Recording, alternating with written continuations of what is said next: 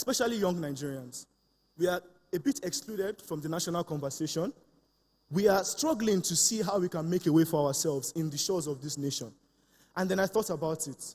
We need to bridge the gap between the classroom and the practical world. How else can we do this? The only way we can do this is to hear from those who have already walked the walk and talked the talk. These people in front of you here, in some way or the other, have achieved their version of the Nigerian dream within Nigeria. So I believe it's possible. But then I can't just say it. I'm not the one who's going to tell you that the Nigerian dream is possible here. They are going to tell you that the Nigerian dream is possible here. You're going to hear from speakers from the finance industry, from the industrialization industry, from the creative economy, and social entrepreneurs. Thank you very much to everyone who has made it here today, Pan-Atlantic University students, the management of the school who has been very supportive, all the speakers and panelists and moderators who have accepted our invitation. And most importantly, I would also like to recognize someone else who has spent all her time with us, who has supported us all through the way from January to today. Please, can we give a standing ovation for Mrs. Nkiru Ukachukwu? Mrs. Nkiru has been with us from the beginning, sourcing this hall, getting speakers, getting things set up. At some point in time, I used to believe that, aren't I disturbing her too much? But I understand that she has a genuine passion to see this program come to life. She had a genuine passion for us as young people to be able to have this conversation today. And for that, I am eternally grateful. I'm also eternally grateful to all of you today who have brought my big, hairy, audacious goal to life. Thank you very much, and I hope you enjoy yourself today.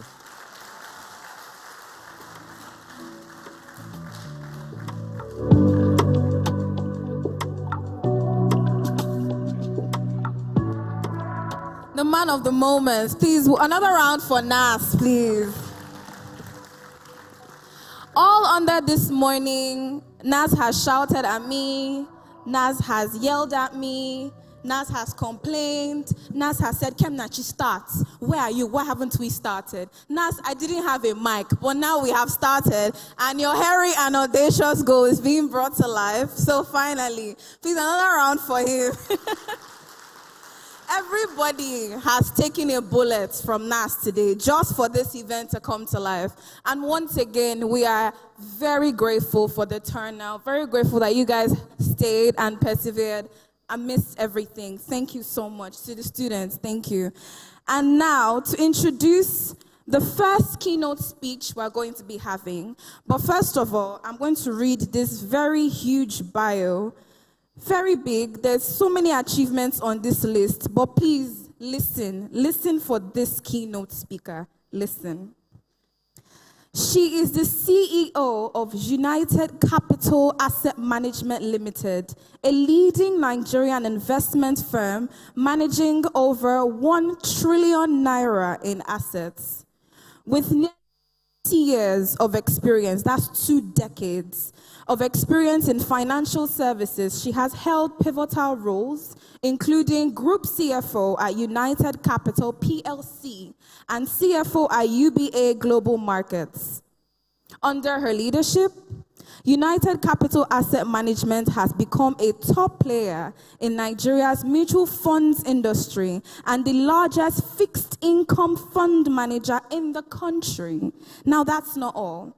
She is the vice president of CFA Society Nigeria and contributes richly to the Nigerian Exchange Group's Equity Portfolio Advisory Committee. A Forbes Finance Council member, she writes on investor behavior and women's financial empowerment. Her accolades include being named among Nigeria's top 100 career women and top 50 women in management Africa. She holds a first-class degree in accounting from Babcock University, an MBA from Strayer University, and a DBA from Lagos Business School. Wow. Please, with a serious jam of your hands, and keep it coming till she gets on the stage. Ladies and gentlemen, Dr. Odiri Ogini. Wow.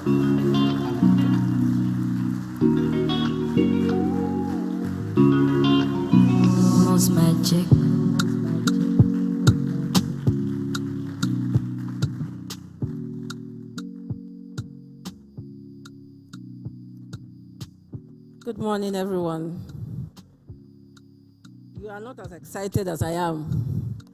It's your day. Good morning, everyone. Nah, that's not good enough. Let me see the excitement in your voice. Good morning to you all. All right, good morning, everyone, and good morning to our invited guests, faculty members.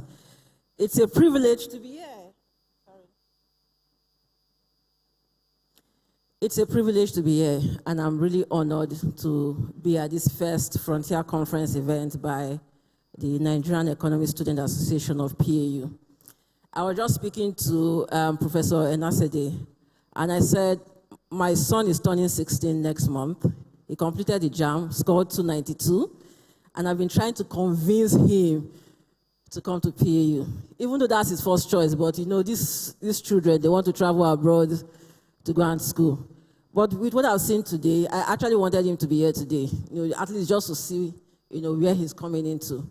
But I'm impressed, and I want you to give yourself a round of applause again.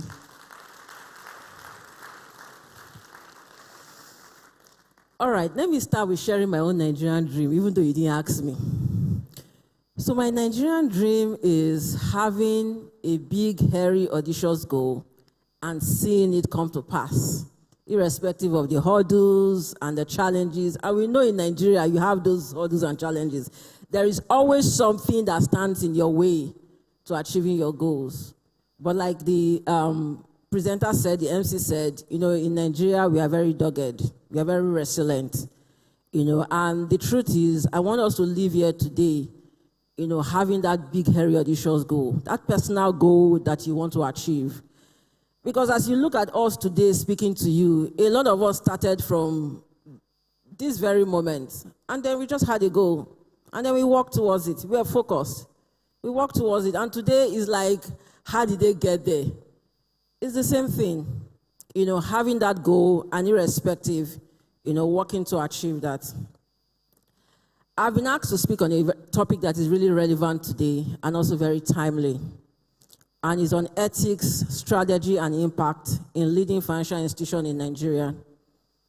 You know, when I talk to a lot of students, whether finance students or outside the finance units, economic student, business administration, even medical doctors and engineers, a lot of people are fixated when it comes to finance. You know, with the stock market, crypto market, financial market, you know, we are excited when we see things like this. You know, and when I listen to them, a lot of the time, when people talk about finance or, you know, economics or, you know, business, they're all looking at results. You know, we're all looking at money. Abi? Is that not true? You know, but in my almost 20 years, or about 20 years in a financial institution, one of the things I've learned is that finance is much more than money. You know, finance is actually responsibility.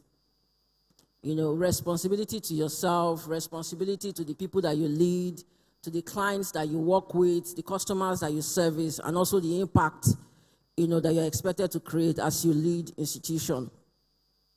So let's start with ethics. You know, ethics is the foundation of every sustainable financial system. And, you know, my first real exposure with ethics class was in my DBA program. You know, we had this professor that taught us ethics, and she has a way of entering into your skin. And she doesn't talk too much, but when it comes to ethics, you yourself, you'll be evaluating everything that you know.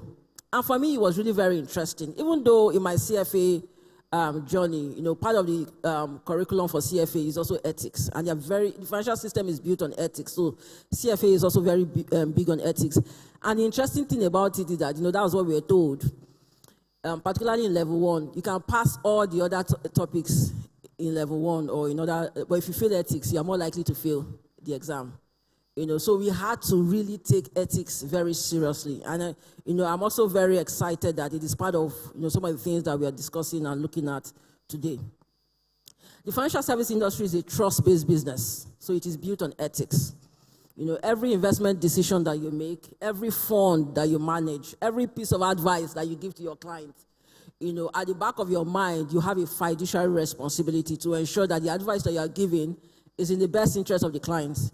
Imagine managing over 1 trillion naira asset under management, and you are talking to your client, and at the heart of it is about how the money you want to make or the fees you want to make from the client. So if ethics is not at the forefront of your decision making and the advice that you're giving, it's a big problem for you, in terms of sustainability. So, but let's be honest with ourselves. If we look at the ethical record of financial institutions in Nigeria, there is some level of, I would say, a comma in it. In 2009, we had a banking crisis, and a major part of that crisis was lack of corporate governance. Today we have a lot of fintech-based savings platforms that have collapsed. We have a lot of Ponzi schemes now. We had the recent one, the CBAX Ponzi scheme. We had MBA Forex, we have MMM, we all know a lot of these things. The truth is, at the heart of this failure is not technical or capabilities. It is really around ethics. So in a country like Nigeria, where financial literacy is still developing, ethics is not just optional, it is actually essential. And so the burden is on us as financial leaders, financial institutions, also as well as our customers and our clients, to ensure that in the decisions that we make, whether we are the one advising or you're the one receiving advice, it's important for us to ensure that ethics is at the heart of it. Sometimes you tell a client comes to meet you and say, oh, I have this money to invest. And you say, oh, this is a mutual fund, they're well regulated, and you speak all the